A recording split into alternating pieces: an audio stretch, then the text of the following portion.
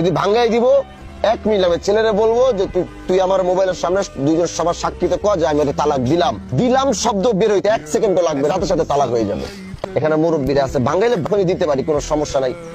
আমার কথাটা ভাঙানোর আগে একবার ছেলের সাথে আমরা একটু কথা বলি। মেয়েটা যেহেতু সংসার একবার করতে চাইছে, মেয়ের চাওয়াটা বুঝলাম। ছেলের চাওয়া বা ছেলের মন থেকে কি, একটা হলো যে সমাজের জন্য, আরেকটা হলো যে না আমি বিবাহ করছি, আমার স্ত্রী, এগুলো আমাদের রাগারাগি হয়েছে, ঠিক আছে, একটা বিষয় আমরা কথা বলছি, রাগারাগি হয়েছে, এই কারণে এগুলো হয়েছে, ঠিক আছে ইনশাল্লাহ আমরা চাই না যে আমরা চাই যে আমার বউ থাকুক।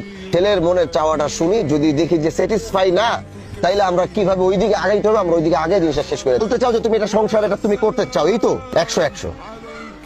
আচ্ছা শোনো, আরেকটা কথা বলি। আল্লাহ যখন এই পৃথিবীর বুনিয়াদ শুরু করে, তখন আদম আলাইহিস সালাম আর মা হাওয়া, তারা কিন্তু বাবা মা ছিলেন না, স্বামী স্ত্রী ছিলেন। এই পবিত্রতা বা এই যে বন্ধন, এটা পৃথিবীর অন্যতম একটা বন্ধন। এই বন্ধনকে ইসলাম বলছে, এটাকে যত চেষ্টা করো, এটাকে জোড়া লাগাও, এটাকে ভাঙানোর চেষ্টা করো না।